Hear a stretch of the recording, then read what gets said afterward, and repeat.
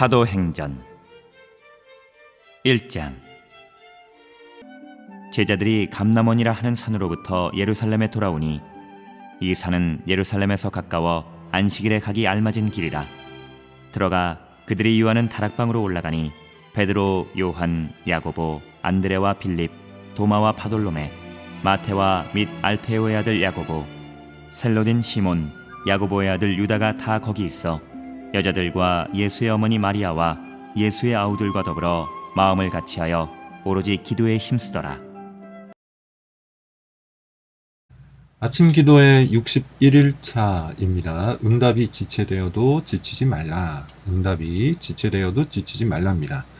본문 말씀은 사도행전 1장 12절부터 14절까지입니다. 기도가 힘든 이유가 있죠. 우리가 기도를 하면서 힘들어하는 이유가 있어요. 많은 이유가 있습니다. 여러 가지 이유가 있어요. 그런데 그 중에서 기도를 가장 힘들게 만드는 이유는 이것이죠. 기도에 응답이 없다는 것. 기도를 열심히 함에도 불구하고 아무런 응답이 없을 때 우리의 기도는 굉장히 힘이 듭니다. 마치 벽에 대고 말하는 것처럼 산에 올라가서 외치는 메아리처럼 오랜 시간 있는 힘껏 온 정성을 다해 기도함에도 불구하고 아무 일도 일어나지 않을 때 우리는 기도를 힘들어해요. 기도가 굉장히 어렵게 된다는 것이죠. 사실 인간관계 안에서도 마찬가지 아닙니까? 내가 애정을 갖고 온 정성을 다해 있는 힘껏 조언과 충고를 했음에도 불구하고 상대편이 전혀 응답하지 않을 때 우리는 피곤함을 느낍니다. 낙심을 하죠. 지쳐버려요. 어떤 의미에서는 당연한 겁니다.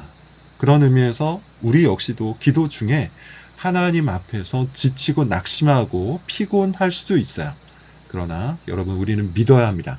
하나님은 기도에 반드시 응답하십니다. 그것도 모든 기도에 응답을 하세요. 다만 그 응답의 시간이 또는 응답의 방식이 우리의 것과 우리의 기대와 다를 뿐이죠. 본문은 예수님이 승천하신 이후의 일이에요. 예수님이 하늘로 올라가신 후 제자들은 예수님의 약속을 붙들고 기도를 합니다. 그 약속이 뭡니까? 보혜사 성령을 보내주시겠다라는 것이었죠.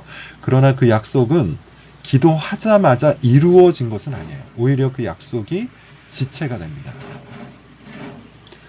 지칠 법하죠. 낙심할 법합니다. 예수님의 약속이 이왕이면 기도할 때 즉시 이루어지면 얼마나 좋았을까요?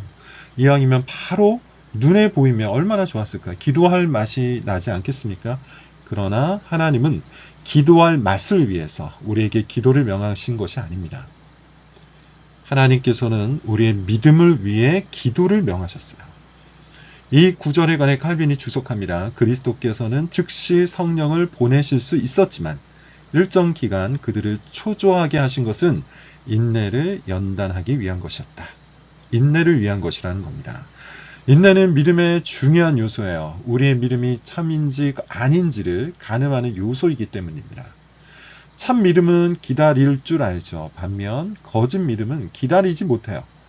모든 것을 속도로 해결하고자 하는 또는 빨리 이루어지기를 바라는 이런 것들에 익숙해져 있는 오늘날의 교인들에게 굉장히 중요한 교훈입니다. 하나님께서 즉시 우리 기도에 응답하실 수 있으나 우리를 위하여, 우리의 믿음을 위하여 우리에게 인내를 키우기 위해 그 응답을 지체하시는 겁니다. 그러므로 응답이 지체된다 해도 여러분 지치지 마십시오. 기도를 멈추지 마세요. 낙심하지 마십시오. 기도를 계속하세요. 오직 하나님께 능력과 소망이 있음을 인정하고 그분 외에 다른 것을 찾아 돌아다니지 마십시오. 하나님께서 반드시 응답하십니다. 응답이 지체되면 오히려 우리의 믿음을 위한 것이니 지치지 말고 낙심치 말고 피곤해하지 말고 끝까지 기도하시기를 바랍니다. 오늘도 그렇게 기도하는 우리 모두가 될 수 있기를 바랍니다. 기도하겠습니다.